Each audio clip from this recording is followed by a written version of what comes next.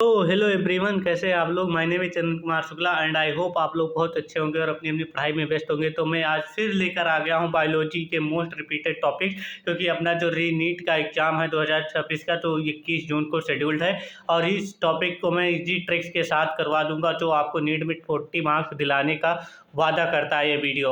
और आपसे रिक्वेस्ट है कि अगर आप हमारे चैनल पर नए हैं तो वीडियो में आगे बढ़ने से पहले हमारे चैनल को सब्सक्राइब करें, वीडियो को लाइक करें और कमेंट में ज़रूर बताएं कि वीडियो हमारा कैसा लगा, ये लेक्चर आपको कैसा लगा। तो चलिए शुरू करते हैं आज का अपना टॉपिक्स। अपना जो फर्स्ट टॉपिक है वो मियोसिस फर्स्ट का प्रोफेज फर्स्ट का सब स्टेजेज है, जो भाई इससे हर साल हर एग्जाम में नीट के एक ना एक क्वेश्चन आता ही आता है। तो इससे क्यों ना एक या दो भी आ सकते हैं, तो क्यों ना इसे सिक्योर कर लिया जाए। इसके 5 सब स्टेजेज होते हैं, जो है फर्स्ट है लेप्टोटीन, जाइगोटीन, प्रोकाइटिन, डिप्लोटीन, डाइकाइनेसिस। इसकी जो लर्न करने की ट्रिक्स है वो होती है लता जरा पानी दे दो। अब इसे हम 1 बाय 1 करके पढ़ लेते हैं कि किस स्टेजेज में कौन सी प्रोसेस होती है। तो चलिए पढ़ते हैं पहला अपना स्टेज लेप्टोटीन। तो अपना लेप्टोटीन में क्या होता है, chromosome condensation start and become visual under microscope as thin thread like structure. इसमें सिर्फ आपको इतना ही मैच द फॉलोइंग में ही पूछता है ज़्यादातर प्रोफेज फर्स्ट क्वेश्चन। तो आपको सिर्फ ये चीज़ें याद कर लेनी है कि जो क्रोमोसोम होता है कंडेंसेशन हो जाता है और विजुअल होने लगता है माइक्रोस्कोप में। ओके, नेक्स्ट अपना है जाइगोटीन, जिसमें सिनेप्सिस बनने लगती है, यानी कि सिनेप्टोनोमल कॉम्प्लेक्स फॉर्म होता है। सिनेप्सिस का मतलब क्या होता है भैया, सिनेप्सिस का मतलब होता है कि जो होमोलोगस क्रोमोसोम की पेयरिंग हो जाना। नेक्स्ट अपना है प्रोकाइटिन स्टेज, जिसमें क्या होती है क्रॉसिंग ओवर होती है, रिकॉम्बिनेशन बनता है।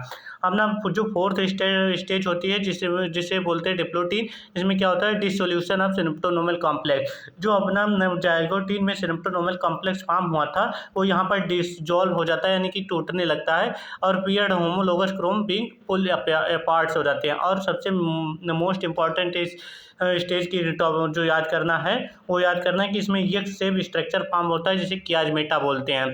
अब जब ये कियाजमेटा बन गया है तो ये टूटेगा किसमें, ये भैया टूटेगा डाइकाइनेसिस, जो अपनी 5वीं स्टेज होती है, जिसमें टर्मिनलाइजेशन ऑफ कियाजमेटा और ट्रांजिशन टू मेटाफेज होता है। ओके, फर्स्ट टॉपिक अपना कंप्लीट।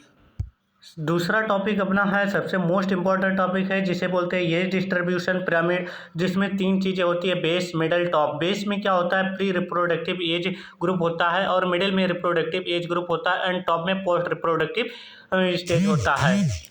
तो आपने एक पिरामिड डिस्ट्रीब्यूशन में ये वाली डायग्राम आप एनसीईआरटी में देखे ही होंगे भाई, मोस्ट इंपॉर्टेंट होता है। इससे एक ना एक क्वेश्चन हर साल हर एग्जाम में आता ही आता है नीट वाले। तो इसकी फर्स्ट स्टेज जो होती है, जैसे हम वहाँ पर ग्रोथ ही होती है, जैसे इन्वर्टेड स्टेज टाइप का भी अपराइट भी बनता है इसमें जो डायग्राम होता है, जो जिसे बोलेंगे एक्सपेंडिंग होती है, यानी कि ग्रोथ यहाँ पर लगातार बढ़ रही है। देखिए प्री रिप्रोडक्टिव, फिर रिप्रोडक्टिव, फिर पोस्ट रिप्रोडक्टिव। इसमें जो स्टेज बनती है उसे ट्रायंगुलर बोलते हैं, जिसमें पॉजिटिव ग्रोथ होती है। फिर आ जाता है स्टेबल ग्रोथ, जिसमें बेल शेप्ड स्ट्रक्चर बनता है, यहाँ पर ग्रोथ 0 हो जाती है। यहाँ पर pre reproductive stage and reproductive stage बराबर होती है। तीसरा अपना आ जाता है डिक्लाइन स्टेज, जिससे अर्न शेप्ड होता है, यहाँ पर इसे अर्न शेप्ड बोलते हैं, और यहाँ पर जो ग्रोथ होती है वो निगेटिव हो जाती है। यहाँ पर कोई ग्रोथ होती नहीं बल्कि घटने लगती है। ओके, नेक्स्ट अपना टॉपिक है रास। मोस्ट इंपॉर्टेंट टॉपिक है रास मैकेनिज्म, जिसे रेनिन एंजियोटेनिन एल्डोस्टेरॉन सिस्टम पे बोलते हैं। इसमें क्या होता है भाई, इससे हर साल क्वेश्चन आता है। सिंपल कुछ नहीं, अगर आपका ब्लड प्रेशर कम है तो वहाँ पर जीएफआर भी कम हो जाएगा, जिससे जस्टाग्लोमेरुलर एपैरेटस जो होते हैं वो जेजी सेल को एक्टिवेट करते हैं, और यहाँ से रेनिन का सिक्रेशन होता है। एक जो और पढ़ लेते हैं, एंजियोटेनोसोनोजन, जो इनएक्टिव प्लाज्मा प्रोटीन होती है, जो सिंथेसाइड होती है इन लीवर में। ओके, नेक्स्ट अपना टॉपिक है जैसे पॉपुलेशन ग्रोथ। भाई इससे हर साल को क्वेश्चंस आते ही आते हैं। जैसे फर्स्ट आ जाता है नेटेलिटी, मोर्टालिटी, इमिग्रेशन, और लास्ट में अपना आ जाता है इमिग्रेशन।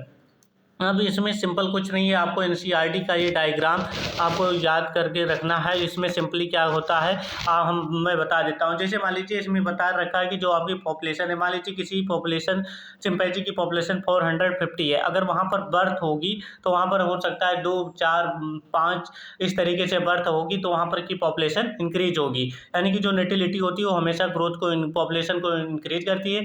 इमिग्रेशन, मान लीजिए चिंपैंजी वहाँ पर थे और उसी टाइप के स्पीशीज आकर के वहाँ पर और रहने लगे, इसी को इमिग्रेशन बोलते हैं। जो नेटिलिटी एंड इमिग्रेशन होता है ये ग्रोथ को इंक्रीज करता है, बट मोर्टेलिटी एंड इमिग्रेशन जो होता है वो पॉपुलेशन डेंसिटी को कम करता है। मोर्टेलिटी मतलब जो उसी पॉपुलेशन में से जो मेंबर थे उनकी डेथ हो जाती है। इमिग्रेशन मतलब जो पॉपुलेशन वहाँ पर बाहर से रहने के लिए आई थी उसमें से कुछ छोड़कर चले जाएं, इसी को इमिग्रेशन बोलते हैं। ओके, नेक्स्ट अपना पॉपुलेशन डेंसिटी को निकालने का ये फार्मूला है, एक बार देख लीजिएगा। ENT+1 = NT plus birth plus immigration minus death plus immigration होता है। फिर बात करते हैं पिरामिड ऑफ नंबर, जो 3 टाइप के होता है, aquatic, terrestrial and tree dominant ecosystem. Aquatic and terrestrial हमेशा अपराइट होते हैं, बट जो ट्री डोमिनेंट इकोसिस्टम होता है उसमें इन्वर्टेड स्पेंडल शेप होता है। अगर बात कर लेते हैं इसमें जो ग्रास लैंड इकोसिस्टम की, जो इसका शेप क्या होता है, अपराइट होता है, एक्वाटिक होता है, टेरेस्ट्रियल में भी एक्वाटिक होता है। बट इसमें एक पॉइंट आपको याद करके रखना है, वो होता है कि जब टेरेस्ट्रियल में तो ये अपराइट होता है बायोमास टेरेस्ट्रियल में अपराइट होता है, बट एक्वाटिक में जो होता है वो इन्वर्टेड होता है। ओके, तो चलिए कैसा लगा हमारा लेक्चर हमें कमेंट बॉक्स में जरूर बताएं। अगर चैनल पर नए हैं तो चैनल को सब्सक्राइब करें और वीडियो को लाइक करें। तो चलिए मिलते हैं तब तक के लिए किसी नेक्स्ट वीडियो में। Thank you so much.